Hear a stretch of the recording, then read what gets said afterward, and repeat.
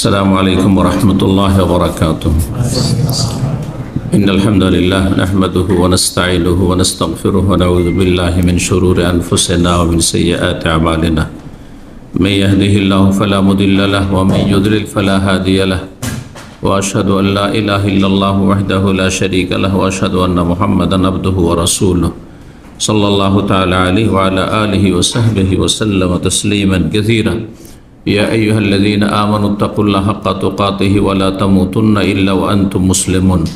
يا أيها الناس اتقوا ربكم الذي خلقكم من نفس واحدة وخلق منها زوجها وبث منهما رجالا كثيرا ونساء واتقوا الله الذي تساءلون به والأرحام إن الله كان عليكم رقيبا. يا أيها الذين آمنوا اتقوا الله وقولوا قولا سديدا يصلح لكم أعمالكم ويغفر لكم ذنوبكم ومن يطع الله ورسوله فقد فاز فوزا عظيما. أما بعد فإن خير الحديث كتاب الله وخير الهدي هدي محمد صلى الله عليه وسلم وشر الأمور محدثاتها وكل محدثة بدعة وكل بدعة ضلالة وكل ضلالة في النار. أعوذ بالله من الشيطان الرجيم. ولا تشتروا بآياتي ثمنا قليلا. সম্মানিত দিনী ভাতৃমণ্ডলী, আল্লাহ রাব্বুল আলামিনের প্রশংসা এবং প্রিয় নবী সাল্লাল্লাহু আলাইহি সাল্লামের উপর সালাত ও সালামের পর আজ বৃহস্পতিবার 17 রবিউল আখির 1447 হিজরি মোতাবেক 9 অক্টোবর 2025 আমাদের ধারাবাহিক সাপ্তাহিক বিষয়ভিত্তিক আলোচনার বিষয়বস্তু অত্যন্ত একটি গুরুত্বপূর্ণ বিষয়, যে বিষয়টি এমন একটি মানব জাতির অধিকাংশের অপরাধ, যে অপরাধ মানুষকে ধ্বংস করে, মানুষের দিন ধ্বংস করে, পরকাল নষ্ট করে, দুনিয়া ধ্বংস করে। কিন্তু মানুষ দুনিয়ার তুচ্ছ স্বার্থে সেই পাপে জড়িয়ে যায়। এমন একটি গুরুত্বপূর্ণ বিষয় যেটি আগামীকালকের জুমার সৌদি আরবের প্রতিটি মসজিদের খুতবা, আপনাদের অবগতির জন্য বলছি। আগামীকালকে সৌদি আরবে ধর্ম মন্ত্রণালয় থেকে, ওয়াজারাতুশ শরুল ইসলামিয়া থেকে ঘোষণা হয়েছে যেন প্রতিটি মসজিদে এই ক্রাইম, এই অপরাধের ওপর যেন আলোকপাত করা হয় খুতবায়। তো আমরা তার আগেই আজকেই সে বিষয়টি আলোচনা করে নিতে চাইছি, যাতে করে এখানে রেকর্ডিং সিস্টেম আমাদের কাছে সুন্দর আছে, বিষয়টি রেকর্ড হয়ে যায়। আর তারপরে রব্বা মুবাল্লাগিন আও আমিন সামে, নবী সাল্লাল্লাহু আলাইহি ওয়াসাল্লামের হাদিস।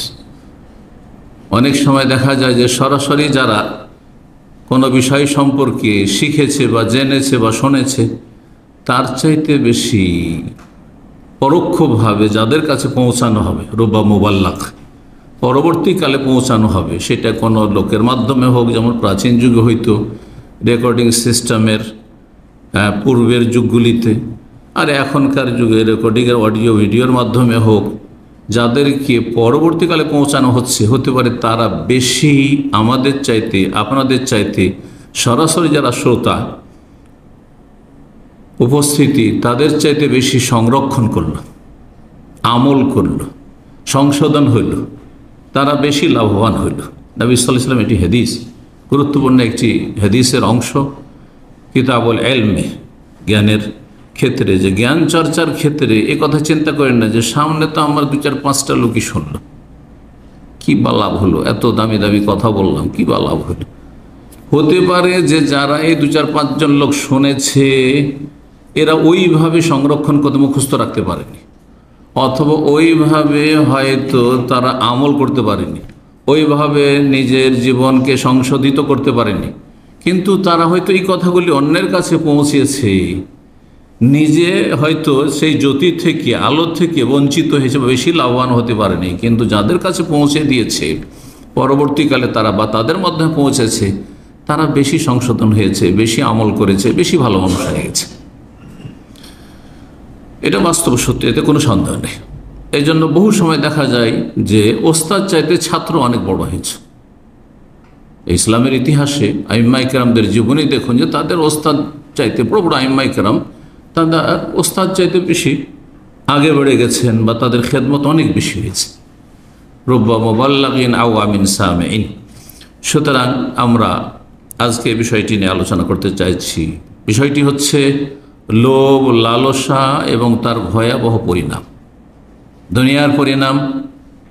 এগুলি আপনারা চোখের সামনে দেখতে পাচ্ছেন। অন্তর্দৃষ্টি যদি থাকে, হ্যাঁ, জ্ঞান চক্ষু থাকে, যদি বিবেক থাকে, তো দেখতে পাচ্ছেন চোখের সামনে। এবং বাংলা ভাষায় একটি প্রবাদ রয়েছে, হ্যাঁ, লোভে পাপ আর পাপে মরণ। কথাটি আছে আমাদের সমাজে, জ্ঞানী গুণীরা বলেছে। এগুলি কথা কোরআন হাদিসের কথা নয়, আল্লাহ রসুলের কথা নয়, কিন্তু আল্লাহ এবং রসুলের কথার সাল্লাল্লাহু আলাইহি ওয়াসাল্লাম অনুকূলে পক্ষে। সুতরাং সেগুলি আমরা সমর্থনের জন্য বলতে পারি এবং সেগুলি থেকে আমরা শিক্ষা নিতে পারি। বড়দের থেকে আমরা এই কথাগুলি শুনে সেগুলি আমরা আমলে নিলে আমাদের জীবনটা সুন্দর হয়ে যাবে। আগের মুরব্বীরা, আমরা যাদেরকে মুরব্বী পেয়েছি, তারা এমন এমন কথাগুলি বলতো যেগুলিকে হয়তো আমরা তখন গুরুত্ব দিতাম না, কারণ তখন আমরা কচি কাছে অল্প বয়সের ছিলাম। যাদেরকে পেয়েছি তখন আমাদের বয়স 8 বছর, 10 বছর, 12 বছর, কি বুঝবো দুনিয়ার ভালো মন্দ। কিন্তু তাদের কথাগুলি আমাদের ব্রেনে কিন্তু একবার নকশা করে আছে, ছোটকালে শুনেছি। আর এখন জ্ঞান চর্চা করার পরে, কোরআন হাদিসের জ্ঞান হাসিলের পরে সেই কথাগুলি গুরুত্ব আমরা অনুধাবন করছি। আমার নানা রাহিমাহুল্লাহ তাআলা, নানা, আমি যখন 18-19 বছর বয়স, তখনই তিনি ইন্তেকাল করে দুনিয়া থেকে বিদায় হয়েছে। কিন্তু তার আগে নানার বাড়ি থেকে লেখাপড়া করেছি 10 বছর, 11 বছর বয়সগুলিতে। তো সেই সময় উনি যখন গ্রামীণ জুলম অত্যাচার হইতো, সীমা লঙ্ঘন হইতো, তখন ছেলেদেরকে সান্ত্বনা দিয়ে, মামাদেরকে সান্ত্বনা দিয়ে বলতেন যে ধৈর্যের অনেক গুণ, লোকে বলে ঢিলে। বুঝতে পারলেন না? মানে ধৈর্যের ফলাফল অনেক বেশি, অপরিসীম। কিন্তু লোকেরা যারা দেখবে যে আপনি মার খেয়েও ধৈর্য ধরেন, কিছুই বললেন না, আপনি লাঞ্ছিত হয়ে গেলেন, আপনাকে অপমান করা হলো, আপনার জুলম অত্যাচার করা হলো, আপনার জমি জায়গা কেড়ে নেওয়া হলো, বেইমানি করা হলো, বিভিন্ন রকম জুলম অত্যাচার আমাদের দেশে, হ্যাঁ, পারিবারিক, সামাজিক, হ্যাঁ, জুলম অত্যাচার হচ্ছে। ধৈর্য ধরেন। ধৈর্য ধরা খুব কষ্টকর। ধৈর্যের পানপাত্র বা পানীয় যেটা, সেটা খুব তিক্ত, খুব কষ্ট লাগে ধৈর্য ধরতে। আপনার গায়ে রক্ত মাংস আছে, লোকেরা যখন দেখে যে আপনি মার খেয়ে, লাঞ্ছিত হয়ে আর ক্ষতিগ্রস্ত হয়ে কিছুই বললেন না, কেন কিছু আপনি প্রতিক্রিয়া দেখালেন না, কেন প্রতিশোধ নিলেন না, ইত্যাদি ইত্যাদি, তখন লোকেরা মন্তব্য করে যে লোকটা কি কাপুরুষ, কি লোকে বলে ঢিলে। তারা তো আর কাপুরুষ এত সুন্দর ভাষা জানতো না। কি রে, কিছুই বললো না, মার খেতে গেল। কিন্তু ওর যে ফলাফল আছে, সত্যি ফলাফল আছে। ইন্নাল্লাহা মা'আস সাবিরিন, ইন্নী জাযাইতুহুমুল ইয়াওমা বিমা সাবারু ইন্নামা ইউওয়াফাস সাবিরুনা বিগাইরি হিসাব। ধৈর্যের উপরে বলতে গেলে বহু আয়াত কোরআনে কারিমে রয়েছে। সুবহানাল্লাহ, কত গুরুত্বপূর্ণ বিষয়। তো বলছিলাম লোভ সম্পর্কে। লোভ, লালসা, মানুষকে আল্লাহ সৃষ্টি করেছেন এইরকম করে যে তাদের প্রকৃতিতে কিছু ভালো গুণ আছে, ভালো বৈশিষ্ট্য আছে, আর কিছু প্রাকৃতিকভাবে খারাপ দোষ ত্রুটি আছে, প্রত্যেকের মধ্যে আছে, কার মধ্যে কম, কার মধ্যে বেশি। যেই ব্যক্তি ভালো গুণগুলিকে কি করে, তার পরিচর্যা করে, সেগুলিকে শক্তিশালী করার চেষ্টা করে, তখন ভালো গুণগুলি শক্তিশালী হয়ে যায়, তখন ভালো মানুষ হয়ে যায়। মানব জাতির, আমাদের, আপনাদের সংশোধন ক্ষেত্রে এই কথাটি বলছি।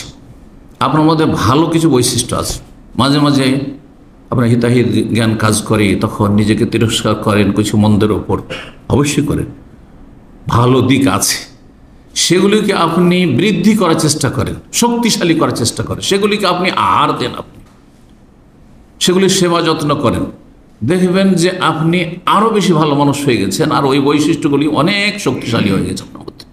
কুওয়াতে মালাকিয়া, ইমাম শাহ ওলিউল্লাহ মুহাদ্দিস দেহলভী রাহিমাহুল্লাহ বলছে, এগুলি হচ্ছে কুওয়াতে মালাকিয়া। মালাক মানে ফেরেশতা, ফেরেশতাগত শক্তি, ফেরেশতার মতো চরিত্র, এই জন্য মানে এই লোকটি, আরে লোক, এই মানুষ তো ফেরেশতা, ভালো মানুষকে বলা হয়, মানে আকাশ থেকে নেমে এসছে ভালো মানুষ।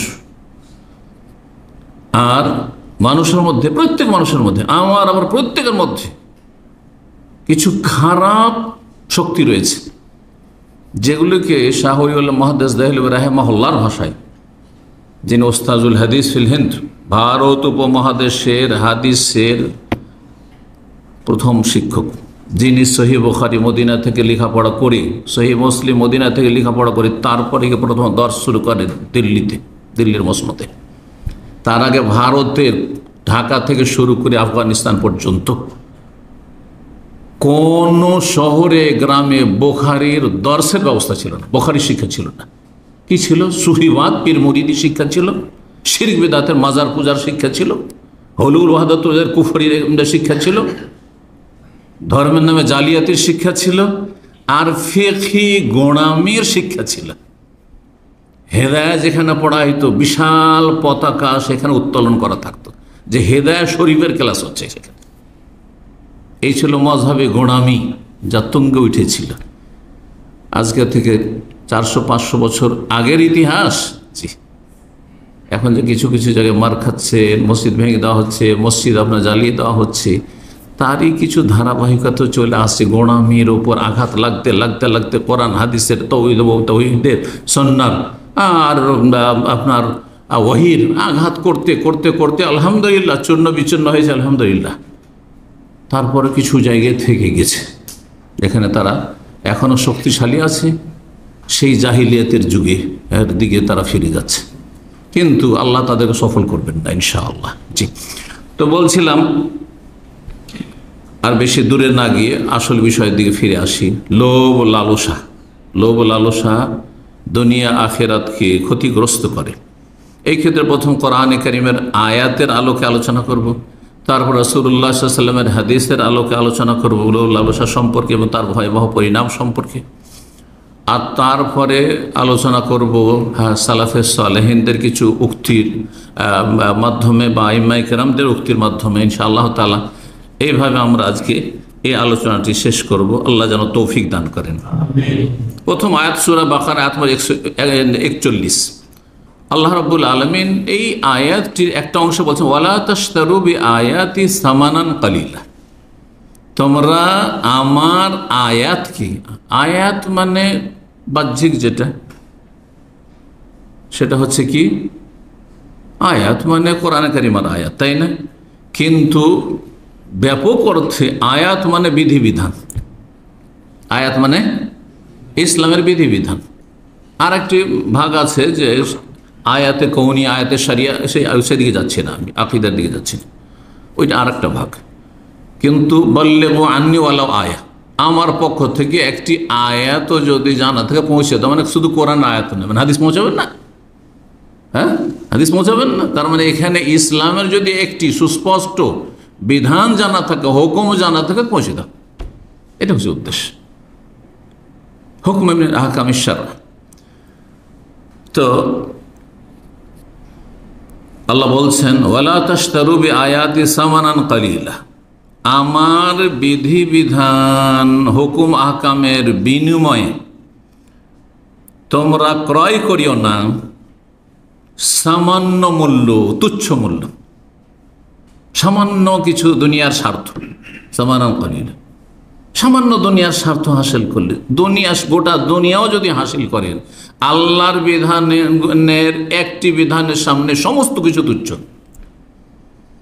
এই জন্য রাসূলুল্লাহ সাল্লাল্লাহু আলাইহি ওয়াসাল্লামের হাদিসগুলি একটু চিন্তা করে দেখেন, যে ফজরের 2 রাকাত সুন্নাত, ফরজও না, আর 5 ওয়াক্ত সালাতের কথাও বলেননি নবী সাল্লাল্লাহু আলাইহি ওয়াসাল্লাম, বলেন রাকাতাল ফজরি খায়রুম মিনাদ দুনিয়া ওয়া মা ফিহা।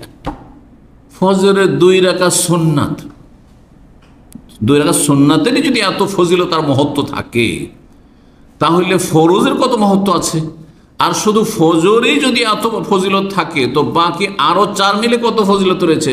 তো একজন নামাজি মানুষের কাছে কত বিশাল সম্পদ রয়েছে, যা দুনিয়া, এইরকম বহু দুনিয়া মিলেও তার সামনে কিছুই না। রাকাত আল ফজরি, ফজর 2 রাকাত সুন্নাত নামাজ, খায়রুম মিনাদ দুনিয়া, উৎকৃষ্ট পৃথিবী এবং অমাফিহার পৃথিবীতে যা কিছু আছে, যত রাজত্ব আছে আর যত রাজভাণ্ডার আছে আর প্রতিটি দেশে যত সম্পদ রয়েছে মানুষের কাছে, হ্যাঁ সম্পদ হোক ব্যক্তির কাছে অথবা রাষ্ট্রীয় সম্পদ হোক, আর যত খনিজ সম্পদ আছে, হ্যাঁ ভূগর্ভে রয়েছে, যা কিছু আসমান জমিনের মাঝখানে রয়েছে, যত ধন দৌলত রয়েছে, সমস্ত কিছুর চাইতে সমস্ত কিছু, যত শিক্ষিত মানুষ রয়েছে আর যত শিক্ষা প্রতিষ্ঠান রয়েছে, যত কিছু রয়েছে, দুনিয়ার উন্নতি রয়েছে, সায়েন্স আর টেকনোলজি রয়েছে, এগুলো মাফিয়ার অন্তর্ভুক্ত। সমস্ত কিছুর চাইতে মূল্যবান হচ্ছে, উৎকৃষ্ট হচ্ছে ফজরের 2 রাকাত সালাত নামাজ আদায়কারীর জন্য। একজন লোক যখন ফজরের 2 রাকাত সুন্নাত পড়লো, তার কাছে যদি কিছুই না থাকে, ওই ফজরের 2 রাকাত নামাজ পড়েছে, দুনিয়া এবং দুনিয়ায় যা কিছু আছে তার চাইতে বেশি সে লাভ হাসিল করেছে। বলুন আলহামদুলিল্লাহ। যাকে আল্লাহ তৌফিক দিয়েছেন এইভাবে আল্লাহ তৌফিক দিয়ে থাকেন।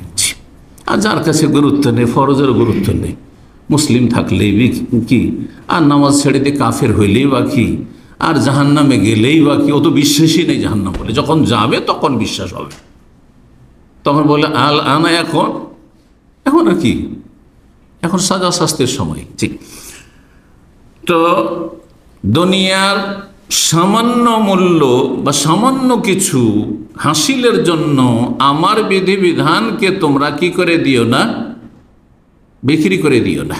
এখানে তাস্তর মানে ক্রয় করা, বিক্রি করা। তোমরা আমার ওয়ালা তাস্তর বি আয়াতি, আমার বিধিবিধানের বিনিময়ে তোমরা দুনিয়ার তুচ্ছ কিছু ক্রয় করিও না। তার মানে দুনিয়া খরিদ করছেন, দুনিয়া হাসিল করছেন আপনি, আর দিনের কোন হুকুম আহকামকে আপনি নষ্ট করছেন। আজকে যারা দুনিয়ার ক্ষমতা যাওয়ার জন্য শিরক করে ফেলছে, শিরকের আস্থানায় গিয়ে ধর্ণা দিচ্ছে, রোজা আর পূজা সমান করে দিয়েছে যারা, তাদের উপরে আয়াত ফিট হয় নাকি বলো তো দেখি? যারা দুনিয়ার স্বার্থে হারাম খেয়ে জাহান্নামে যাচ্ছে, দুনিয়ার স্বার্থে লোভ লালসা সামলাতে না পেরে কত অপরাধে জড়িয়ে যাচ্ছে। অন্যের তো বেঈমানি করেছে, স্বার্থ হাসিল করতে গিয়ে যখন দেখলো যে এটা তো ঝুঁকিপূর্ণ, তখন যে সামনে এসেছে বাধা দেওয়ার জন্য তাকে সরিয়ে দিয়েছে, খুন করেছে। হ্যাঁ, চুরি ডাকাতি ছিনতাই জুলম অত্যাচার সমস্ত কিছু, খুন করা, সব কিছু করতে পারে। লোভ লালসা এমন একটি অপরাধ যা বহু অপরাধে মানুষকে জড়িয়ে দেয়। লোভ লালসার কারণে আজকে যতগুলি খুন হচ্ছে, আর যত জুলম অত্যাচার হচ্ছে, আর যত বেঈমানি আত্মসাৎ হচ্ছে, আর যত মানুষ টাকা পয়সা ধার নিয়ে দিচ্ছে না, উদাও হয়ে যাচ্ছে, হ্যাঁ ইত্যাদি ইত্যাদি যা কিছু করছে। বিদেশে প্রবাসে যারা থাকেন, জমি জায়গায় কিনে রেখে দেন, দেখবেন দু চার বছর পর গেলে আর খুঁজেই পাবেন না। এটা হচ্ছে ইন্ডিয়া, বাংলাদেশ, পাকিস্তানের অবস্থা। আমি যেই দেশ সম্পর্কে জানি সেই দেশ সম্পর্কে বললো, বাকি আল্লাহর জমিন সারা দুনিয়াতে জানি না কোথায় কি অবস্থা আছে। আমাকে অনেক ভাইরা, আমাদের দিনী ভাইরা বলেছেন যে তারা কেন ফ্ল্যাট নিচ্ছেন। ফ্ল্যাট কেন নিচ্ছেন? আপনি জমি জায়গা নেন, জমি জায়গা নিয়ে আমি প্রবাসে থাকবো, ওখানে 1 বছর পরে গিয়ে দেখবো যে কেউ বাড়ি করে বসে আছে। আমি যদি আইনের জোরে তাকে সেখান থেকে যদি সরাই, তাহলে আমার ছেলে মেয়ে সবাই খুন হয়ে যাবে তাদের হাতে। তাহলে আমি এই জমি নিয়ে করবোটাকে? আল্লাহ আমাকে অনেক ভাইরা বলেছে এই কথা, যারা ভুক্তভোগী তারা বলেছে। এর পিছনে কারণটা কি? এই লোভ লালসা। লোভ লালসা, হালাল হারামের কোনো পার্থক্য নেই। জান্নাত জাহান্নাম কোথায় যাব কোনো চিন্তা নেই, কোনো চিন্তা নেই। আমার এটা ন্যায্য, আমার ছেলে মেয়েগুলো এই হারাম খেয়ে কি মানুষ হবে, না এগুলো কুকুর হবে, মানুষরূপী কুকুর হবে, কোনো চিন্তা নেই। তার অসৎ জন্মাচ্ছে, সব হারাম খেয়ে সব অসৎ জন্মাচ্ছে, কিন্তু কোনো চিন্তা নেই। ওয়ালা তাশতারু বিআয়াতি সামানান কালিলা। এই আয়াত সম্পর্কে, আয়াত কেন এই আয়াত দিয়ে শুরু করলাম, এই আয়াত সম্পর্কে প্রখ্যাত 2 জন তাবী, ইমাম সুদ্দি এবং ইমাম কাতাদা রাহিমাহুমুল্লাহ, তারা বলছেন আস-সামানুল কালিল হোনা আত-তামাদুনিয়াউইয়া যাইল। দুনিয়ার লোভ লালসা, পার্থিব লোভ লালসাই হচ্ছে দুনিয়ার সামান্য মূল্য, মানে সামান্য স্বার্থ, এই তুচ্ছ স্বার্থের জন্য, এই লোভ লালসার কারণে আপনি ইসলামকে পরিত্যাগ করছেন, আপনি হ্যাঁ হারামে আপনি লিপ্ত হয়ে যাচ্ছেন, আপনি জাহান্নামে চলে যাচ্ছেন, আপনি কিন্তু পরোয়া করছেন না, আপনি নিজের স্বার্থ পুরা করার জন্য।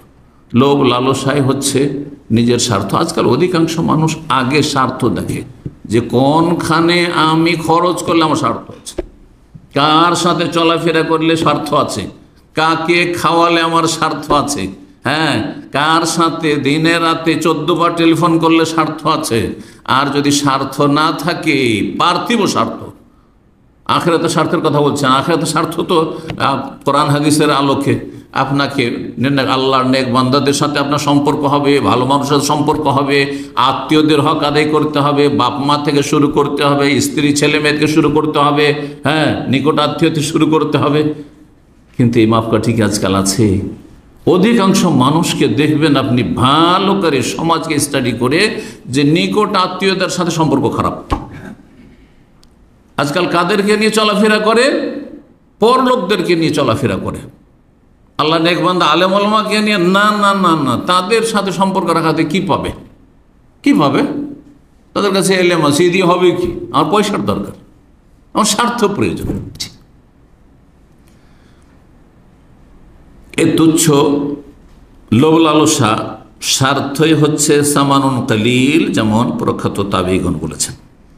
দ্বিতীয় আয়াত সূরা সদের আয়াত নম্বর 24, তাতে আল্লাহ রাব্বুল বলেছেন যে স্বার্থ মানুষকে জুলম, অত্যাচার এবং সীমা লঙ্ঘনে লিপ্ত করে। যখন মানুষের লোভ লালসা বৃদ্ধি পায়, তখন মানুষ সীমা লঙ্ঘন করে, জুলম অত্যাচার করে, পরের হক নষ্ট করে, বেঈমানি আত্মসাৎ করে। আর আমানত দিলেন, আপনি ব্যবসা বাণিজ্য পার্টনার করলেন, আপনাকে শুধু লসই দেখাচ্ছে, কারণ হিসাব নিকাশ তার হাতে। আপনি বাইরে থেকে টাকা পয়সা হয়তো দিয়ে রেখেছেন, আর খুব বিশ্বাস করেছেন এসব দিনী ভাই, এই দাঁড়িয়ে দেখে বিশ্বাস। আজকাল দিনী ভাইয়েরাও ধোঁকা দিয়েছেন, বিশেষ করে দিনী ভাইদের কথা বলছি, দুনিয়াবি ভাইদের কথা বলে লাভ নেই, কারণ ওরা তো আগেই বেমান হয়ে গেছে, হ্যাঁ।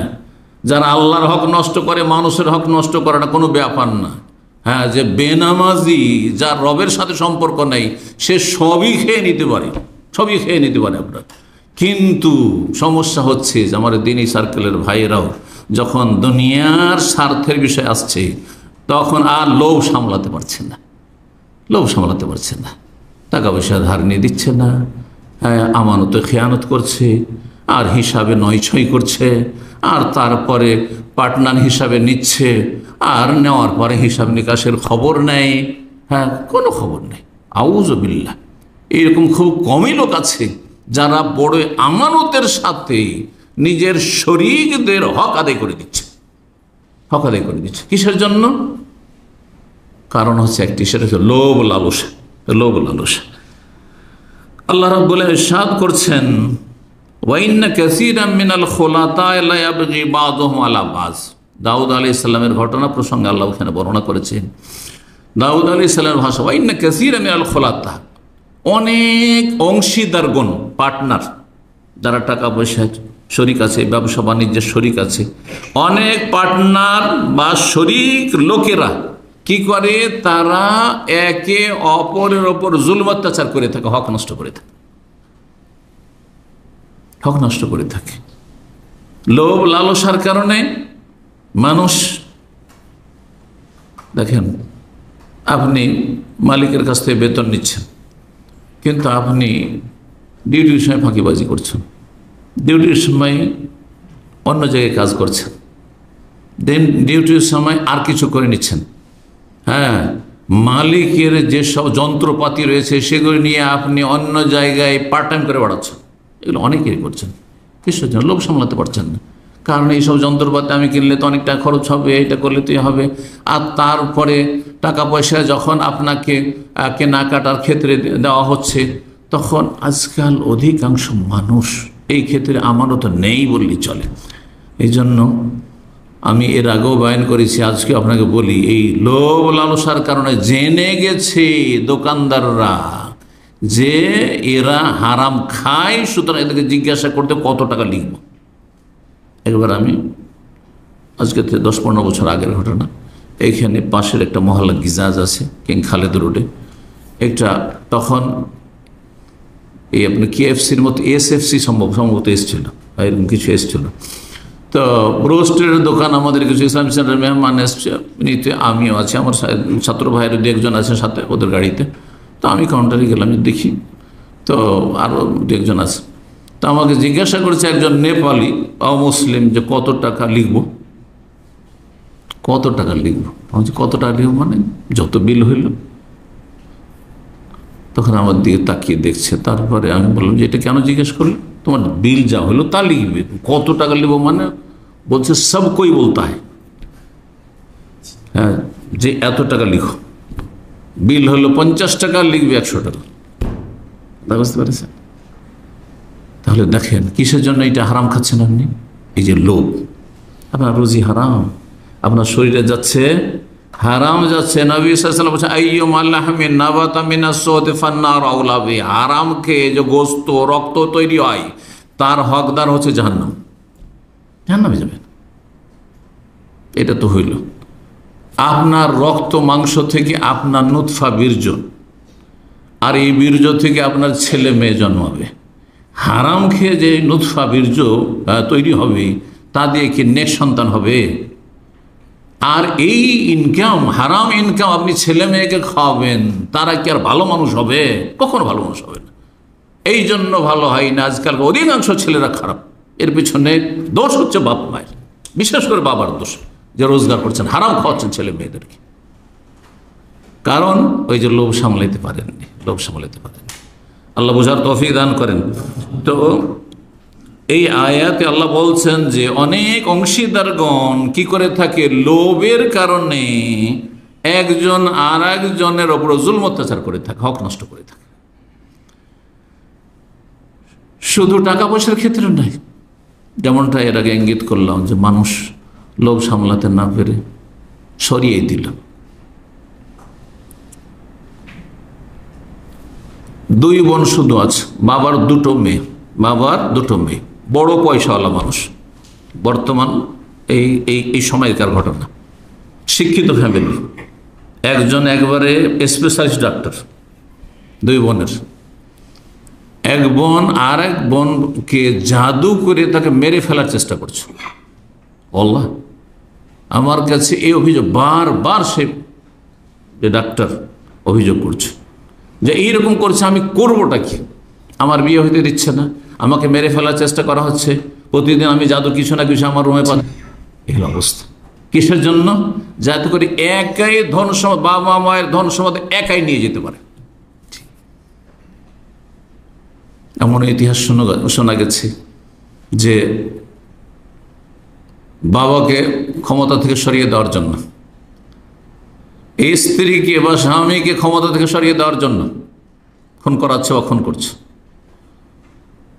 দেশে যেসব নেতারা একই দলের, হ্যাঁ একই বাতিল মতবাদে বিশ্বাসী, হ্যাঁ একই রাজনৈতিক দলের, তারপরেও একজনকে হ্যাঁ নিজে সেই জায়গাটা দখল করার জন্য জীবন থেকে সরিয়ে দিচ্ছে। শুধু সেই জায়গা থেকে না, সেই দল থেকে না, জীবন থেকে সরিয়ে দিচ্ছে, তাকে সে দুনিয়া থেকে সরিয়ে দিচ্ছে না।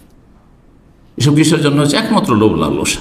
তো লোভ লালসা বহু অপরাধে মানুষকে জড়িয়ে দেয়। 3 নম্বর যে পয়েন্টটি এখানে কোরআনে কারীমের আয়াত, সূরা নিসা আয়াত নম্বর 29, লোভ লালসা মানুষকে হারামখোর বানিয়ে দেয়। কথা প্রসঙ্গে চলে এসছে, আয়াত এখন বলি। রব্বুল আলামিন ইরশাদ করেন, ইয়া আইয়ুহাল্লাযীনা আমানু, হে ঈমানদার, লা তাকুলু আমওয়ালাকুম বাইনাকুম বিল বাতিল, তোমরা তোমাদের ধন সম্পদ, একজনের ধন সম্পদ আর একজন হারাম পন্থায়, অবৈধ পন্থায়, বাতিল পন্থায় খেও না, ভক্ষণ করিও না। লা তাকুলু আমওয়ালাকুম বাইনাকুম, তোমরা আপোষে একজন আর একজনের ধন সম্পদ হারাম অবৈধ পন্থায় ভক্ষণ করিও না। ইল্লা আন তাকুনা তিজারাতান তারাযি মিনকুম, তবে ব্যবসা বাণিজ্য যদি হয় আর পরস্পর সম্মত, ব্যবসা তো জবরদস্তি চলবে না। একজন লোক আপনার কাছে বিক্রি করতে চায় না, তাই বিক্রি কর, জমি করছে, অনেকে করছে, বড় বড় পয়সাওয়ালারা কোন একটা প্রজেক্ট তৈরি করবে। চায়ের বাগান এলাকার আমি গল্প শুনেছি, কারণ চায়ের বাগান এলাকা আমার পরিচিত বেশ কিছু লোক আছে, আসাম, সিলেট, এইসব এলাকায়, কারণ সারা পৃথিবীতে আলহামদুলিল্লাহ আমাদের দিনী ভাইরা আছেন। বলছে যে গরিবের কোনো স্থান নেই, 2-4 বিঘা জমি আছে আপনার, আর যাদের 100 বিঘা, 200 বিঘা, 500 বিঘা জমি আছে, জবরদস্তি এই জমিটা বিক্রি করে দেবে, ইচ্ছা মতো রেট ধরলো, তারা পয়সা নেবে না, তোকে সরিয়ে দেবো, তোর জমি কেড়ে নেব, দুনিয়া থেকে সরিয়ে দেবে। আর জমি তোকে দিতে হবে, পয়সা নেয় আর না নেয়। জি, হারাম পন্থায় ভক্ষণ করা। জি, এরকম বহু নজির রয়েছে, বহু নজির রয়েছে। এইরকম ব্যবসা বাণিজ্যের ক্ষেত্রে কর্মচারীরা রয়েছে, টাকা পয়সার আমানতের ক্ষেত্রে হারাম পন্থে খাচ্ছে। ব্যবসা বাণিজ্যের ক্ষেত্রে সম্মতি থাকতে হবে। আপনি কোনো কিছু বিক্রি করছেন, আপনি যদি বলে যান না এই রেটের কমে আমি দেব না, বা এটা আমি দেব না, এটা দিচ্ছি দেবো, এটা দেব না, আপনার অধিকার না যে এইটাই নেব আমি। যেটা দিতে চাইবে, যতটা দিতে চাইবে, যে রেটই দিতে চাইবে, পোষায় নেন, না হয়ে চলে যান, পোষায় নেন না হয়ে চলে যান। এই বিবাহ সাথীর ক্ষেত্রে, বিবাহ সাথীর ক্ষেত্রে অনেক ভাইরা জিজ্ঞাসা করে যে আমাদের দেশে তো 5 লাখ টাকা মোহরানা কাবিন বেঁধে দিচ্ছে, আর আমি তো দিতে পারবো না, এখন আমি তো মেয়েটাকে বিয়ে করতে চাই, তা আমি হয়তো তাতে সাইন করে দিলাম, ওকে 5 লাখ ঠিক আছে মেনেই নিলাম, আর দিব 1 লাখ, জায়েজ? না, না জায়েজ, আল মুসলিমুন আলা শুরুতি, তুমি তাতে সাইন করেছো, দিতে হবে। তো বলছে তাহলে আমি যে বিয়ে করতে চাই, তো সেটাই ফরজ, সেখানে বিয়ে করতে হবে। যেখানে 1 লাখ টাকাওয়ালা মহিলা পাবে সেখানে বিয়ে করা, হ্যাঁ, যেখানে ফ্রিতে পাবে সেখানে বিয়ে করো, হ্যাঁ, 10 টাকা তো পেতে পারো তুমি, সেখানে বিয়ে করো। কারণ সৌদি আরবে 1 লাখ রিয়াল না হলে বিয়ে হবে না, তো এখানেই করতে হবে নাকি? হ্যাঁ, জি, আমার এক বন্ধু ছিল মাদ্রাসার শিক্ষক আল কাসিম, তো সে নতুন নতুন বিয়ে করেছে, আর প্রায় 1.5 লাখ রিয়াল খরচ করেছে। আর যৌবনকালের কথা বলছি, তখন প্রথম মদিনা থেকে পাশ করে আসার পর আপনার বিয়েতে কত খরচ হয়েছে? তো আমি বললাম আমাদের বিয়েতে রিয়ালে বললে তো একটু লজ্জা লাগছে আমাকে, তো দেশের টাকাই বলি, 10,000 টাকা খরচ হয়েছে। তো রিয়ালে, তখন রিয়ালের দাম মানে কম ছিল, তখন 1 রিয়ালে মাত্র ইন্ডিয়ার 3.5 টাকা হইতো, আর ওই বাংলাদেশে মনে হয় 4.5 টাকা এরকম কিছু হইতো, বা 5 টাকার বেশি ছিল না। তো আমি বললাম এইরকম, তো বলছে সুবহানাল্লাহ, তো আমি তো 1.5 লাখ রিয়ালে তো 70টা বিয়ে করতে পারতাম, 70টা বিয়ে করতে পারতাম, জায়েজ হইলে আর কি। জি, তো যে কথা বলছিলাম, কি যেন বললাম এই কথাগুলি, হ্যাঁ, আপনি তিজারাতান, ব্যবসার ক্ষেত্রেও তারাজি মানে পরস্পর সম্মতি থাকতে হবে, সম্মতি থাকতে হবে। সম্মতি না থাকলে জবরদস্তি, না এটা তোমার কাছ থেকে আমি কিনবো, এটা আমার পছন্দের লেগেছে, এটা দিতেই হবে, না এটা তোমাকে কিনতেই হবে, নাকি কিনতেই হবে আমাকে। এক মুফতি ফতোয়া দিয়েছে বাংলাদেশ, আজব মুফতি, আজব মুফতি, ইন্ডিয়া বাংলাদেশে, বিশেষ করে বাংলাদেশে তো আরও বেশি উদ্ভট মুফতি আছে, আজব মুফতি আছে। এক মুফতি কি ফতোয়া দিয়েছে জানেন? ফতোয়া দিয়েছে যে 20,000 টাকার মাছ বিক্রি হতে এসছে বাজারে, আর আপনি ধনী মানুষ, আপনার পকেটে 20,000 টাকা আছে, আর তারপরে আপনি কিনলেন না, চলে আসলেন মার্কেট থেকে, আর সে মাছটা সরে গেল, কেউ কিনলো না, আপনাকে সোজা জাহান্নাম। এত জাহান্নাম, এত জাহান্নাম, আউযুবিল্লাহ, এ তো খারেজিদের ফতোয়া রে ভাই, কোন অপরাধ করে দিল? হ্যাঁ, আমার জন্য মাছ কেনা ফরজ, হ্যাঁ, 20,000 টাকা পকেট আছে সেই জন্য। সহজ একটু জ্ঞান নেই যে আরে গরু কেটে কেটে, হ্যাঁ, 250 গ্রামও গোস্ত বিক্রি হচ্ছে, হ্যাঁ, খাসির গোস্ত 250 গ্রাম আমি নিজে বিক্রি হইতে দেখেছি, হচ্ছে না, হচ্ছে না? তো খাসি গরু কেটে কেটে বিক্রি করছে, আর 20,000 টাকার মাছটা একটা ধনী লোককে কিনতে হবে, কেটে কেটে বিক্রি করো তুমি। এতটুকু জ্ঞান নেই তো ফতোয়া দেওয়ার কোনো অধিকার আছে? আর এইরকম ফতোয়া যারা দেয় তাদেরই আবার, হ্যাঁ, ফতোয়া এক শ্রেণীর মূর্খ হয় নিশ্চিত। তাহলে মুফতি যেমন মূর্খ, তেমন মুস্তাফতি যারা ফতোয়া নিচ্ছে তারাও বড় মূর্খ। আল্লাহ হেদায়েত দান করুন, সতর্ক সাবধান। তো বাতিল পন্থায় ভক্ষণ হচ্ছে, বাতিল পন্থায় ভক্ষণ হচ্ছে আপনার এই লোভ লালসা। লোভ লালসা মানুষকে হারাম করে বানিয়ে দেয়, হারামে লিপ্ত করে, তখন হারাম খেতে শুরু করে, লোভ সামলাতে পারে না। ক্যাশে ডিউটি করছেন অনেকে, কিন্তু ক্যাশ নাড়াচাড় করছেন মালিকের। মালিক হয়তো ওই রাতে আসবে, টাকাটা নিয়ে চলে, বা সপ্তাহে একবার আসবে, বা বাস কত টাকা বিক্রি হয়েছে, আমার এত টাইম নেই, তুমি যা বলবে তাই। বলছে এত, নিজের পকেট ভর্তি করে কিছু নামকে অস্তে দিয়ে দেওয়া। একবার আল কাসিমে এক পেট্রোল পাম্পের মুদিখানা বাকালে গেছি গ্রোসারিতে, তো গিয়ে অমুসলিম দেখছি, একজন অমুসলিম রয়েছে। তো ওকে জিজ্ঞাসা করেছি যে তোমার রাত্রি কত, বেতন কত? তো বলছে বেতন বেশি না। কত? 700 বেতন মাত্র, অথচ কাউন্টারে সে ক্যাশে কাজ করছে। তো তখনকার যুগ, আগের যুগে। তো আমি বললাম যে তোমার বেতন তো খুব কম। বলছে বেতন কম কিন্তু আমি পোষিয়ে নিই। বেতন কম কিন্তু আমি কি করি? পোষিয়ে নিই। মানে কীভাবে পোষিয়ে নাও? স্যার मैं कैश में ड्यूटी करता हूँ, हाँ जितना लगता हम रख लेते जी। বোঝা গেছে? ও নিয়ে টিয়ে বাকালার মালিককে তুমি হাত তোলা দিয়ে দিল, ব্যাস। জি হ্যাঁ, এ হলো অবস্থা। আল্লাহ হেদায়েত দান করি হারামখোরদেরকে, এদের অনিষ্ট থেকে আল্লাহ রক্ষা করুন। জি। 5 নম্বর যে বিষয়টি কোরআন কারীমের আলোকে আল্লাহ রাব্বুল নিষেধ করেছেন লোভ লালসা। এবং লোভ লালসা হচ্ছে দুনিয়ার দিকে ওপরে তাকানো, ওপরে তাকানো। মানুষের যখন লোভ লালসা থাকে তখন ওপর দিকে তাকা, উফ ওরা এত বড় লোক হয়ে গেল, হ্যাঁ ওরা এত পয়সার মালিক হয়ে গেল, ও এত টাকা ইনকাম করে। একই সাথে আসলাম, ও গাড়ির মালিক হয়ে গেছে, গাড়িতে চড়ে বেড়াচ্ছে, আমার একটা সাইকেলও নেই, আর আমি ও 700 টাকা বেতনে আছি, আর সে ও 700 টাকা বেতনে একই সাথে এসেছিল আর ইনভেস্টার হয়ে গেল, দাম আমি আছে এরকম।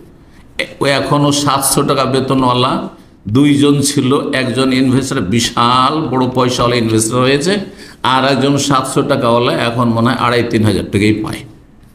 তো এখন যদি আক্ষেপ করতে থাকে তো বাঁচবে?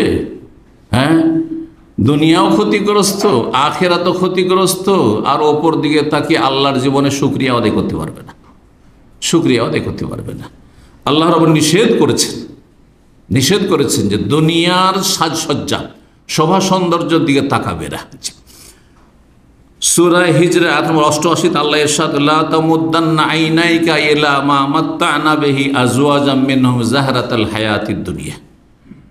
হে নবী, হে মুসলিম, হে মানুষ, তুমি তোমার 2 চক্ষু সম্প্রসারিত করিও না এলা মা মাত্তা'না বিহি, ওই সব ভোগবিলাসীদেরকে যে ভোগবিলাসের সামগ্রী দিয়েছি, বিলাসিতার সামগ্রী দিয়েছি, ধন সম্পদ দিয়েছি, আমোদ ফুর্তির সম্পদ দিয়েছি, সামগ্রী দিয়েছি, সেদিকে তাকায়ও না। যাইরে কত সুখের জীবনযাপন করছে।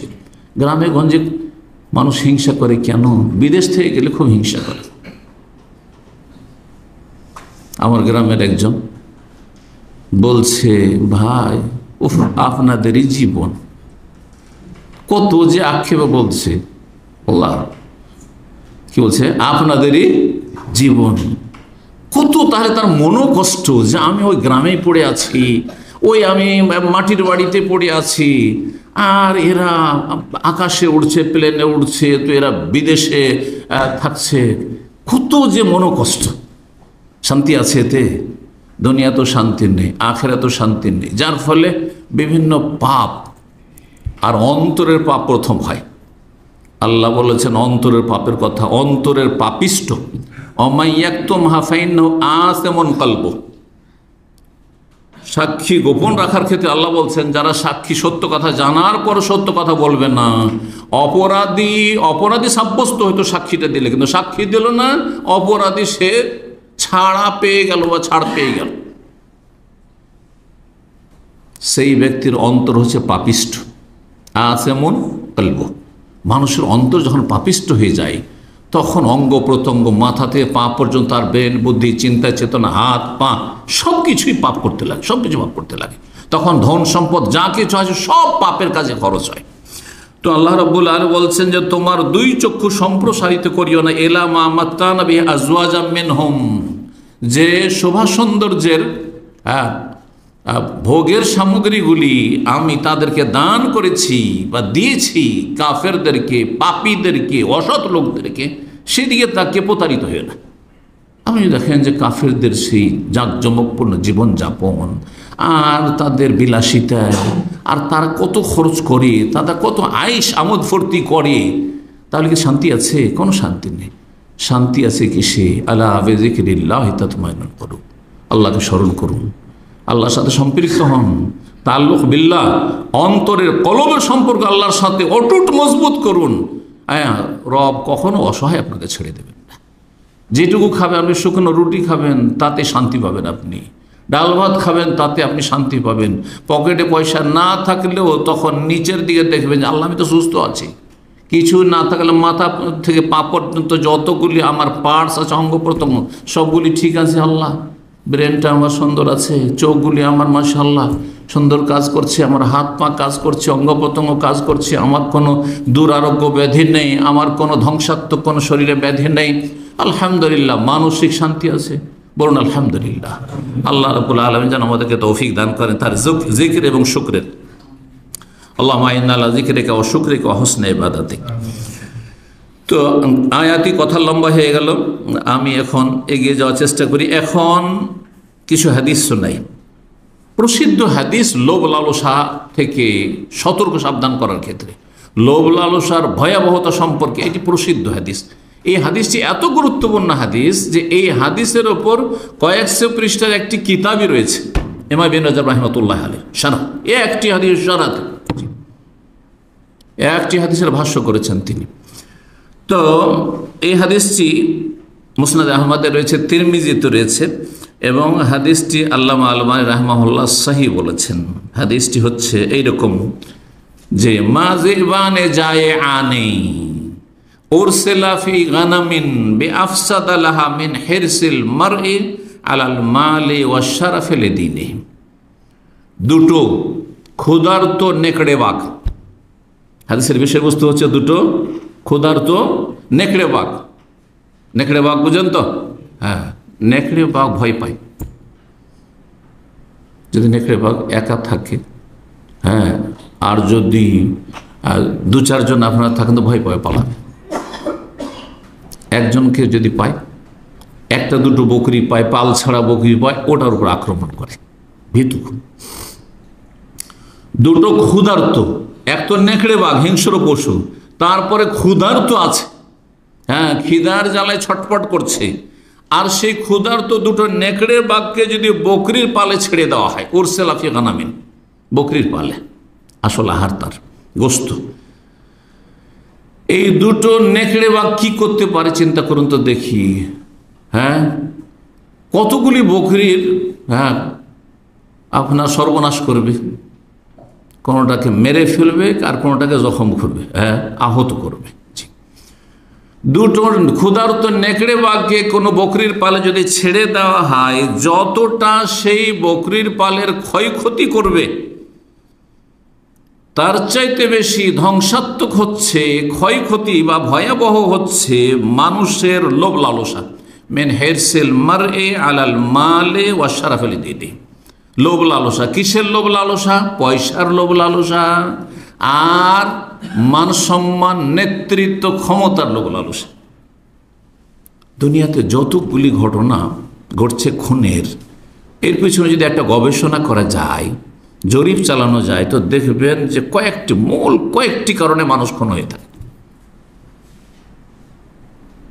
তার একটি হচ্ছে ক্ষমতা, একটি হচ্ছে পয়সা, আর একটি হচ্ছে নারী।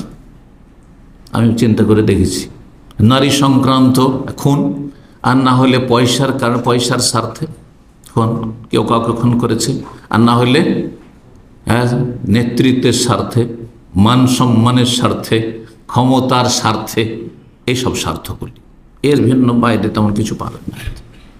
ভাই ভাই ঝগড়া কিসের জন্য? জমি জায়গা নিয়ে ঝগড়া। হ্যাঁ, আত্মীয় স্বজনদের সাথে, চাচাদের সাথে সম্পর্ক কেন? জমি জায়গার জন্য। পাড়া প্রতিবেশীর সাথে ঝগড়া কিসের জন্য? ওই গরু ছাগল নিয়ে না ঝগড়া, আপনার দুনিয়ার স্বার্থ নেই, কিছু নেই। অথবা পার্টি নিয়ে নেতৃত্বের জন্য, ওরাকে যেতে দেবো না, আমরা যাবো ক্ষমতায়, সেই জন্য। অথবা নারী সংক্রান্ত কোনো সমস্যা রয়েছে।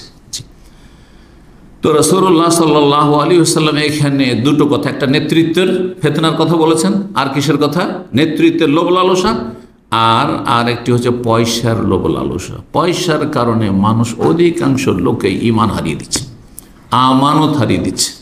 এদিকে সহিহ আকীদা, এদিকে 5 ওয়াক্ত নামাজও পড়ে, হ্যাঁ, মুখে মাশাআল্লাহ দাড়িও রাখে, কিন্তু দেখা যায় টাকা পয়সার আমানতের ক্ষেত্রে আমানত ঠিক নেই তার, কারণ পয়সার ক্ষেত্রে লোভ সামলাতে পারছে না, লোভ সামলাতে পারছে না, হারামে জড়িয়ে যাচ্ছে। এখানকার একটি ঘটনা, কেসাসের ঘটনা। কাতিফ কোর্টে এই তর্জমা হয়েছিল। আর ঘটনাটি আনাকের ছিল, আনাক অথবা সিহাতের। আর আমি সরাসরি কেসাসের দিন যখন কেসাস হচ্ছে তখন সেখানে অনুবাদক হিসেবে হাজির ছিলাম। শেখ একজন খুব আমাকে ভালোবাসতেন, পছন্দ করতেন, আমার মহল্লাতে ওনার বাড়ি। তো সেই শেখ বললেন যে আপনাকে আসতে হবে, আর ওই এর দিন কেসাসের দিনও আসতে হবে, কারণ ওকে কলমা পড়াইতে হবে, ওকে তওবা পাঠ করাইতে হবে। আর কেসাস ছাড়া কোনো উপায় নেই। কিসের জন্য কেসাস? মাত্র 2000 টাকা বাকি ছিল। একজন খবিস, সেও খবিস, 2000 রিয়াল এই গরিব পাবে, তাকে দিত না। যখনই চাইতো টাকাটা বাকি আছে, কাজ করা তার কাজ শেষ হয়ে গেছে, যখনই চাইতো তখন তাকে মারধর করতো, লাঞ্ছিত তো করতো, মারতো। এই একবার মারটার খেতে খেতে এই 2000 টাকার জন্য একদিন সে করলো কি, তাকে বললো যে একটু কাজ আছে, তার সাথে একটু খাতির জমাইল, একটু কাজ আছে তোমাকে নিয়ে একটু ওই মাজরার দিকে যেতে হবে, ওই কাতিফের মাজরার দিকে। তারপরে মাজরার দিকে নিয়ে গেছে, আর যাওয়ার পরে তাকে বলছে টাকা দেওয়া খান, তো বলছে টাকা দেবো না।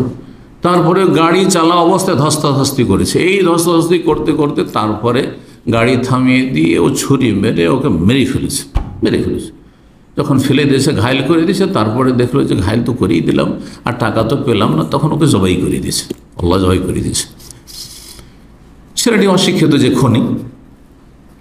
তো তারপরে সে 3 দিন সে জঙ্গলে লুকিয়ে ছিল কোথাও গিয়ে, কিন্তু সৌদি আরবে অপরাধী বাঁচতে পারে না, ধরা খেয়ে যায়। 3 দিন লুকিয়ে থেকে এদিক সেদিক করে জঙ্গল পালাতে পারলে তারপরে বাঁচতে পারি, ধরা পড়েছে। মোট কথা সম্ভবত জবাই লেগে ধরা পড়েছিল। তো যাই হোক, আর তারপরে তার উপর কেসাস বাস্তবায়ন করা হইল। তো শেখ কাজী যিনি ছিলেন উনি আমাকে বললেন যে ওকে বলো যে দেখো মাত্র 2000 রিয়াল, যদি নাও দিত আল্লাহ তোমাকে কত কিছু দিয়ে দিত হয়তো, একটু সবর করলে। মাত্র 2000 টাকার জন্য 2000 রিয়াল, তোমার প্রাণ যাচ্ছে এখন, কারণ তুমি খুন করে দিয়েছ। আল্লাহ বলছেন কুতিবা আলাইকুমুল কিসাসু ফিল কাতলা, খুনের শাস্তি হচ্ছে কিসাস, হত্যার বদল হত্যা। আর তার পরিবারের লোকেরা ক্ষমা করেনি। জি, তো বলছিলাম যে ভয়াবহ পরিণাম, দুনিয়ার ভয়াবহ পরিণাম দেখেন কটা পয়সার জন্য। এর চাইতে কম দেশে সামান্য স্বার্থের জন্য অনেক সময় 3 পয়সা চাঁদা চাইতে গেছে। আজকাল চাঁদাবাজি খুব চলছে, আগে যা চাঁদাবাজি চলতো তার চাইতে কম চলে না। আল্লাহ হেফাজত এই নৈশ্র থেকে, এই জালেমদের জুলম থেকে আল্লাহ হেফাজত করুন। এগুলো মানুষের পাপের কারণে এই জালেমদেরকে আল্লাহ চাপিয়ে দিয়েছে। আল্লাহ জালেমদেরকে দূর করুন, জালেমদের অনিষ্টকে দূর করুন, জালেমদের অনিষ্টতে জালেমকে ধ্বংস করুন রব্বুল আলামিন। তো চাঁদা চাইছে, জীবন বাঁচানোর জন্য চাঁদা দিয়ে দিলে হয়তো জীবনটা বেঁচে গেল, কিন্তু অনেকে ভাবছে চাঁদা দেবো না, ও কি দিল খুন করে। অথবা চাঁদা চাইতে 3টা পয়সা চাঁদা চাইতে এসেছিল, ও ভাবতে পারেনি যে আমি খুন হয়ে যাব, আর লোকের গণপিটুনিতে সেই শেষ হয়ে গেল। হচ্ছে না। কারণটা কি? কারণ হচ্ছে লোভ লালস, আত্মা লোভ লালস, যেই পক্ষ থেকে হোক না কেন। তো রাসূলুল্লাহ সাল্লাল্লাহু আলাইহি ওয়াসাল্লাম বলছেন যে 2টো ক্ষুধার্ত নেকড়ে বাঘ যদি বকরির পালে ছেড়ে দেওয়া হয়, এত বেশি ধ্বংসাত্মক হবে না সেই বকরির পালের জন্য, বকরিগুলির জন্য, আর সেগুলির ক্ষয়ক্ষতি করতে পারবে যতটা মানুষের ক্ষতি করে বা একজন মুসলিমের ক্ষতি করে ধন সম্পদের লোভ লালসা আর নেতৃত্বের ক্ষমতার লোভ লালসা। ক্ষমতার লড়াই প্রতিদিন মানুষ হতাহত হইতে আছে। পয়সার স্বার্থে মানুষ বিভিন্ন দিক থেকে জুলম অত্যাচারের শিকার হচ্ছে, কেউ আর কেউ জালেম হচ্ছে। আল্লাহ সমস্ত অনিষ্ট থেকে আমাদের হেফাজত করুন, সমস্ত ফিতনা থেকে হেফাজত করুন। ওমর ইবনে খাত্তাব রাদিয়াল্লাহু তাআলা আনহু বর্ণনা করেন, হাদিস সহিহ বুখারী এবং মুসলিমে রয়েছে আরেকটি হাদিস। রাসূলুল্লাহ সাল্লাল্লাহু আলাইহি ওয়াসাল্লাম একদিন ওমরকে বললেন, ওমর রাদিয়াল্লাহু তাআলা কিছু বাইতুল মাল থেকে দিচ্ছেন, তো তিনি অনাগ্রহী, নিতে চাইছেন না। রাসূলুল্লাহ সাল্লাল্লাহু আলাইহি ওয়াসাল্লাম বললেন যে না, তুমি এটা আপত্তি কেন করছো? তুমি তো আর চাওনি, তোমাকে দেওয়া হচ্ছে, আমি দিচ্ছি রাসূলুল্লাহ, আমি সবাইকে দিচ্ছি, তোমাকে দিচ্ছি। খুযহু, নেও, কেন নিচ্ছ না? ওমা জাকা মিন হাযাল মালে, এই বাইতুল মাল থেকে, সরকারি দফতর থেকে অথবা যেখান থেকে হোক না কেন, কেউ যদি তোমাকে দেয়, ওয়ান্তা গায়রু মুশরিফিন, কিন্তু তুমি তার জন্য উদ্গ্রীব না, মানে লোভী না, যে পয়সা আসুক দেখ, লোভ লালসাও নেই, আর চাইছো না, আর ওত পেতে বসে আছো, ধর্ণা দিয়ে বসে আছো নেওয়ার জন্য, এমনটাও না। ওয়ালা সাইলিন, আর তুমি যাচ্ছাও করছো না, চাইছো না, ফাখুযহু, নাও। চাইছো না, কোনো লোভও নেই, বিনা চায় বিনা লোভে যদি চলে আসে তো গ্রহণ করো। ওমাল্লা, আর যদি দেখো যে কেউ লোভ লালসা রাখছে আর কেউ চেয়ে নিচ্ছে, তুমি চাইবে না, তুমি চাইবে না, তুমি লোভ লালসা করো না। ওমাল্লা, এইভাবে যদি সহজে না আসে কোনো ধন সম্পদ, ফালা তুতবিহু নাফসাক, তাহলে তার পিছনে তুমি ছুটিও না, তার পিছনে তুমি ছুটিও না। কারণ লোভ লালসাবিহীন দুনিয়া হাসিল করেন, এতে শান্তি রয়েছে, এতে পাপ মুক্ত আপনি জীবন হাসিল করতে পারবেন, এতে আপনার জান্নাত বহাল থাকবে, এতে জাহান্নামের আযাব থেকে বাঁচতে পারবেন, কবরের আযাব থেকে বাঁচতে পারবেন। বান্দার হকের হুকুকুল ইবাদ, বান্দার হকের ক্ষেত্রে আপনি হাসর মাঠে হিসাব দিতে পারবেন। আল্লাহ কারো একটা পয়সা মেরে আসেনি, লোভ লালসা ছিল না এই জন্য কারো একটা পয়সা মেরে আসেনি, লোভ লালসা ছিল না সেই জন্য কারো কাছে ধার নিয়ে আসেনি, ধার কর্জার বোঝা নিয়ে হঠাৎ করে মরণের পরোয়ানা চলে আসলো, মারা গেলেন। যদি এক একটি দিক আমি বলি, কারণ বিষয়টা স্পষ্ট করলে বলতে হয়, তাহলে অনেক সময় লেগে যাবে, কিন্তু একটি কথা শুধু বলছি, এখানে অনেক ভাইরা আছেন আমাদের দিন সার্কেলের ভাইরা, নিজের পয়সা নেই, পরের পয়সা নিয়ে ও লাখ লাখ টাকার ব্যবসা দাঁড় করতে চায়। একবার আমি দেশে ছুটিতে আছি, আর এক খুব কাছের দিনই ভাই আমাদের, ওর বড় আকাঙ্ক্ষা যে এতদিন তো চাকরি বাকরি করলে এখন ব্যবসা করবো, একটা দোকান বিক্রি হচ্ছে, তো সে দোকানটা কিনবে, রেডিমেড দোকান আছে, সব কিছু আছে, মাল সামান আছে, আমি কিনব।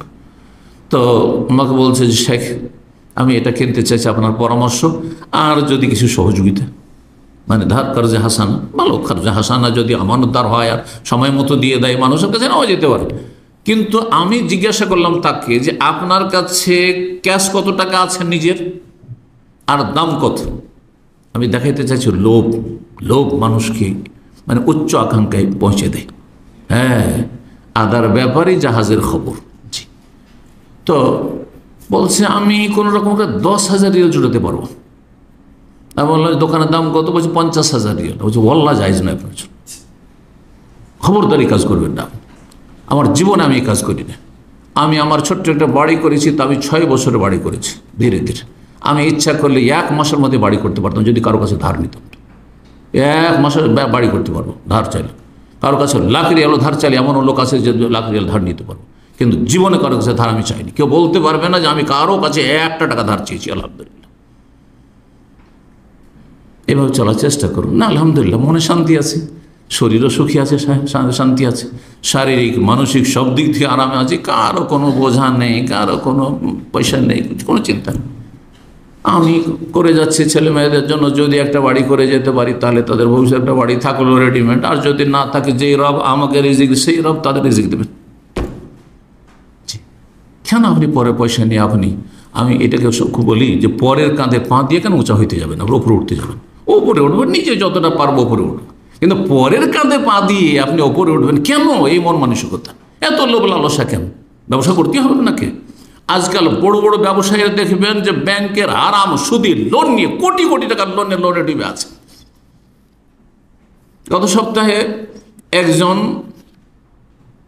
আবেদন করছে এক পরিবার যে 10 লক্ষ না তারও বেশি টাকা ঋণের বোঝা তার উপর চেপে গেছে ব্যবসা করতে গিয়ে, ক্ষতিগ্রস্ত হয়ে। এখন এই চিন্তায় মানে এক শেষ অবস্থা, কঠিন অবস্থা, মানসিক অশান্তি, পারিবারিক অশান্তি মানুষের কাছে এখন চেয়ে বেড়াচ্ছে। এটা ভালো? আপনি একটা গরিব মানুষ যার কাছে নেই 50,000 টাকা, 1 লাখ টাকা, 10 লাখ টাকার আপনার ব্যবসা শুরু করতে হবে, আর সেটা আপনার যার তার কাছ থেকে ধার নিয়ে, আর এর চাইতে নিকৃষ্ট হচ্ছে যে ধ্বংসাত্মক সুদের টাকা লোনের পয়সা নিয়ে বড় বড় ব্যবসায়ীরা দেখেন যে লোনে ডুবে আছে। হ্যাঁ, সুদী ব্যাংকের সাথে মালাউন অভিশপ্ত এই কাজের সাথে তারা জড়িত রয়েছে। তাদের জীবনে কি করে বরকত থাকবে, কি করে শান্তি থাকবে? না দুনিয়ায় শান্তি আছে, আর না আখিরাতে কোনো শান্তি নেই। সুদখোর যারা সুদের টাকা পয়সার সাথে, সুদী প্রতিষ্ঠানের সাথে লেনদেন করে, এসব লোন নিয়ে ওপরে ওঠার চেষ্টা করে, বাড়ি করে, গাড়ি করে, আর ব্যবসা বাণিজ্য করে, কঠিন শাস্তি তাদের জন্য রয়েছে। আল্লাহু আকবার। ইজতানিবুস সাবাল মুবিকাত, ধ্বংসাত্মক 7টি গুনার অন্যতম গুনাহ হচ্ছে আকলুর রিবা, সুদি কারবার। আল্লাহ যেন সমস্ত অনিষ্ট থেকে দুনিয়া এবং আখিরাতে আমাদের বেঁচে থাকার তৌফিক দান করেন। লোভ লালসা মানুষকে ক্ষুধার্ত বানিয়ে দেয়। লোভ লালসা হলে টাকা পয়সা থাকলেও মনে হবে যে খাই খাই খাই খাই। যেমন কিছু লোকের বেশি খেয়ে অভ্যাস, যত খাই পেট ভর্তি হয়ে গেছে তবু মন ভর্তি, মানে মনের তৃপ্তি হয়নি, আরও খেতে চায়, আরও খেতে চায়। ওর চাইতে নিকৃষ্ট হচ্ছে ওই ব্যক্তি যেই ব্যক্তি লোভ লালসা থাকলে তখন আর তৃপ্তি হয় না, পয়সাতে তৃপ্তি হয় না। কোটি টাকার মালিক তারপরও তৃপ্তি নেই, পয়সার ওপর পয়সা, তারপর কোনো তৃপ্তি নেই। এই মর্মে সহিহ বুখারী মুসলিমের একটি হাদিস রয়েছে, রাসূলুল্লাহ সাল্লাল্লাহু আলাইহি ওয়াসাল্লাম বলেন, লাউ কানা লিবনি আদম ওয়াদিয়ান মিন মালিন, আদম সন্তানের এত বদ স্বভাব একটি রয়েছে যে দুটো মাঠ ভর্তি যদি ধন সম্পদ পেয়ে যায়, স্বর্ণ চাঁদি পেয়ে যায়, বিশাল বিশাল দুটো মাঠ ভর্তি, এখান থেকে রিয়াজ পর্যন্ত শুধু স্বর্ণ আর চাঁদিতে ভর্তি, আর একটা হচ্ছে হেজাজ, মক্কা থেকে মদিনা একবারে স্বর্ণ চাঁদিতে ভর্তি, যদি এরকম পেয়ে যায়, দুটো উপত্যকা ভরপুর যদি ধন সম্পদ পেয়ে যায়, অন্য রিওয়ায়াতে মিন যাহাবিন, হ্যাঁ মালিনা যে মিন যাহাবিন, স্বর্ণ ভর্তি হয়ে রয়েছে, এত লাবতাগা সালেসান, লোভ লালসা সামলাতে পারবে না। 3 নম্বর, আর একটা মাঠ ভর্তি যদি স্বর্ণ পেতাম, টাকা পয়সা পেতাম, যখন ওটা হয়ে যাবে আরো যদি পেতাম, আরো যদি পেতাম, ওয়ালায়ামলাউ জাওফা ইবনে আদম ইল্লা তুরাব, আদম সন্তানের পেট এত ক্ষুধার্ত খাই খাই যে মাটি ছাড়া এই পেটকে কোনো কিছুতে ভর্তি করা যাবে না।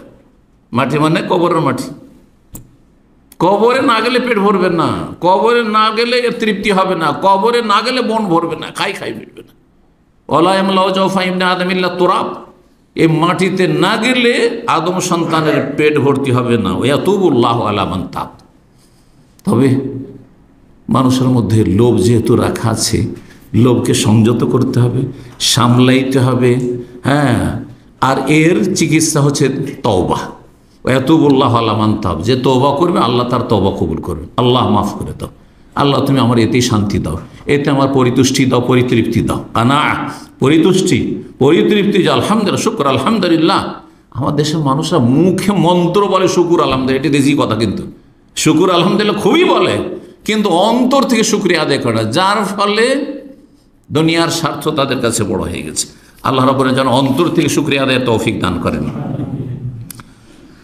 মানুষের লোভ লালসার কারণে সামান্য লোভ লালসা জেহাদের ময়দানেও যদি থাকে, রাসূলের একটি হাদিস রয়েছে, তাহলে জেহাদের এত বড় বিশাল নেকির সব কিছুকেই ছারখার করে দেবে, কিছুই পাবেন না আপনি।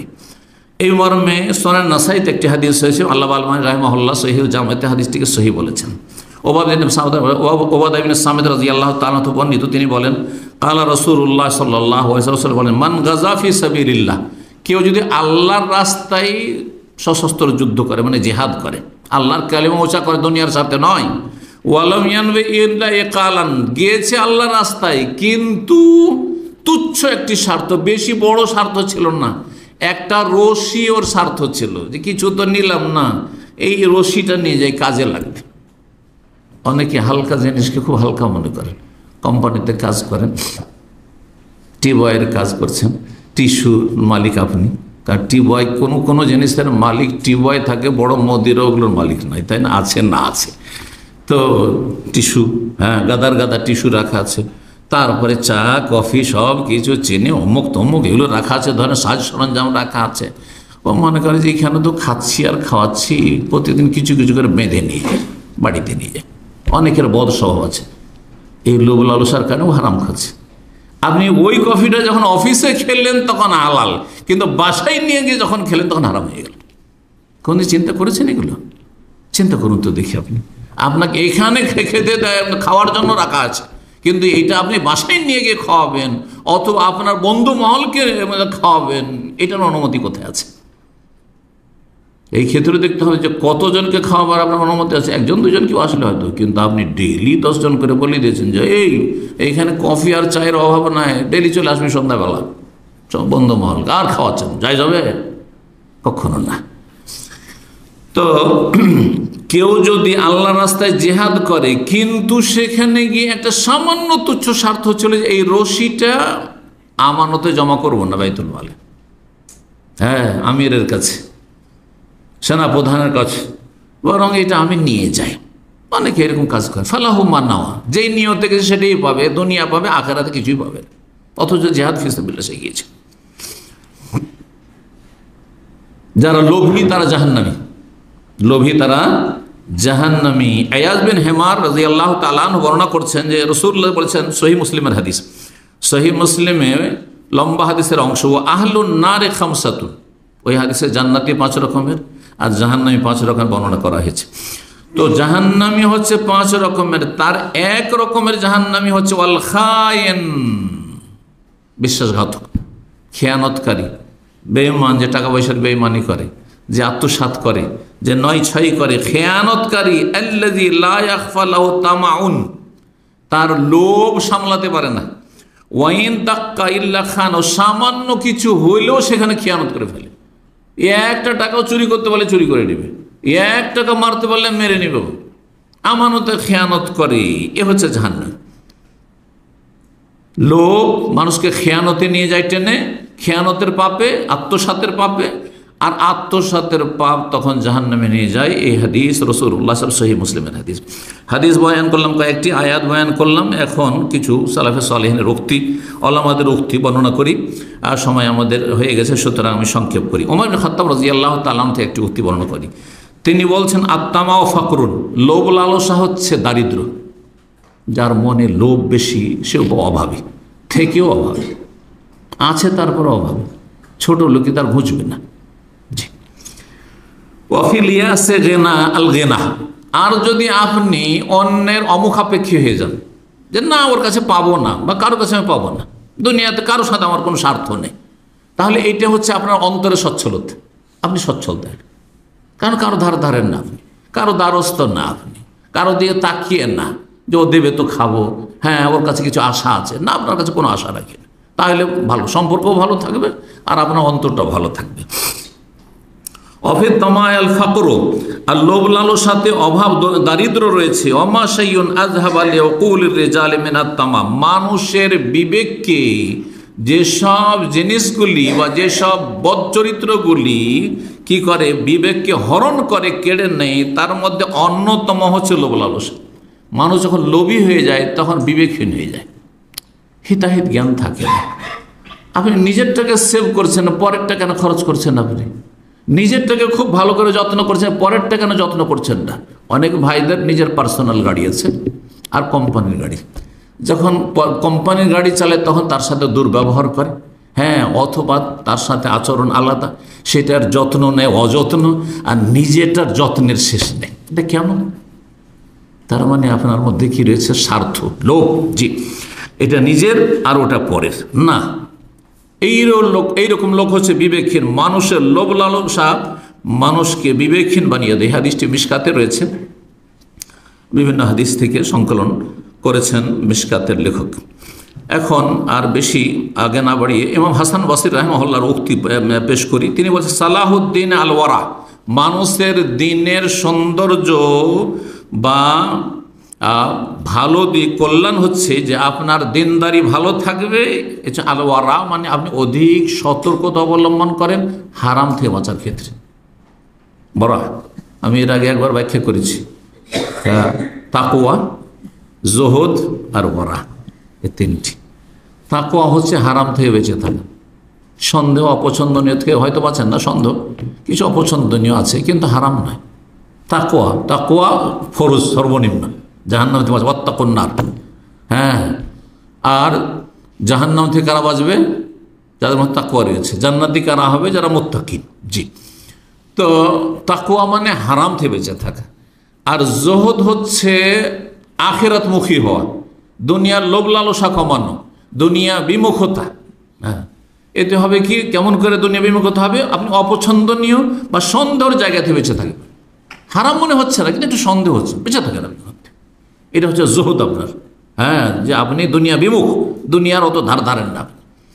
আর ওরা হচ্ছে যে আপনি এর ঊর্ধ্বে, আপনি জায়েজ হওয়ার সম্ভাবনা বেশি রয়েছে, কিন্তু সামান্য একটু হয়তো যেটা বলা হচ্ছে উত্তমের খেলাফ করতে হচ্ছে, উত্তমের খেলাফ না করে উত্তমটা করা। একটা হচ্ছে জায়েজ আর একটা হচ্ছে উত্তম। উত্তমটা করা হচ্ছে ওয়ারা, এত অধিক সতর্কতা। তো আমরা তো আমাদের নিজের তাকওয়াই রক্ষা করতে পারি না, তো কোথায় জোহদ আসবে? আর তার উপরে আপার লেভেল হচ্ছে আপনার মারাতেব, এগুলি আপনার আল্লাহ রাব্বুল আলামিন যে মারাতেবগুলি কোরআন হাদিসে বর্ণনা করেছেন, বেগম রাসূলুল্লাহ সাল্লাল্লাহু আলাইহি ওয়াসাল্লাম, তার উচ্চ মর্তবা, উচ্চ মর্যাদা হচ্ছে আপনার দিনদারির ক্ষেত্রে, পরেশগারির ক্ষেত্রে এবং আখিরাতমুখী হওয়ার ক্ষেত্রে আপনার এই ওয়ারা। তো বলছেন যে দিন সুন্দর হবে, হাসান বসরি বলছেন ওয়ারা মানে আপনি অনুত্তম থেকে বেঁচে থাকেন, আপনি খেলাফে আওলা থেকে বেঁচে থাকেন। আর অফাসাদহু, দিন মানুষের বরবাদ হয়, ধ্বংস হয় লোভ লালসা।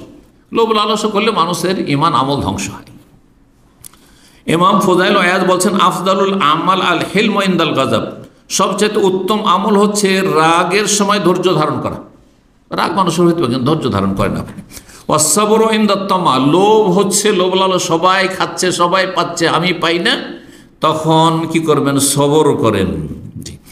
ইমাম ইবনে তাইমিয়া রাহিমাহুল্লাহ বলছেন আত-তামাউ গিল্লুন ফিল অনকে কাইদুন ফির রিজল, মানুষের লোভ লালসা হচ্ছে গলার শেকল, গলায় শেকল যদি কারো পরে হয় কোনো আসামির, অপরাধীর। আর ওয়াকাইদুন ফির রিজল, আর পায়ের বেড়ি, পায়ে বেড়ি পরানো আছে। যার মধ্যে লোভ আছে তার পায়ে বেড়ি পরানো আছে আর গলাতে শেকল পরানো আছে, সে বন্দী, সে বন্দী তার নাফসের কাছে, সে গোলাম, সে কুপ্রবৃত্তির গোলাম, কুপ্রবৃত্তির পূজারী, স্বার্থের পূজারী।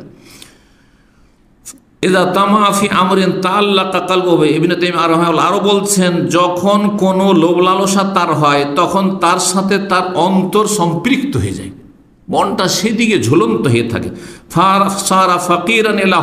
সুতরাং সেই ব্যক্তি ধন সম্পদ নিজের থাকা সত্ত্বেও কোনো অভাব নেই, চলে যাচ্ছে, তারপরে ওই স্বার্থ হাসিলের জন্য সে একেবারে দরিদ্র, অভাবী হয়ে যায়, অভাবী হয়ে যায়, মনের অভাবী হয়ে যায়।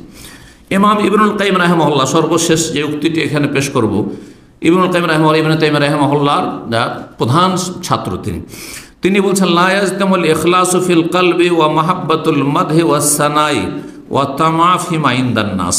বলছেন একজন মানুষের অন্তরে যদি ইখলাস লিল্লাহিয়াত, আল্লাহ সন্তুষ্টি থাকে, তাহলে তার অন্তরে দুনিয়ার কে আমার প্রশংসা করলো, গুণগান করলো, সুনাম করলো, এটা কখনো জমা হবে না।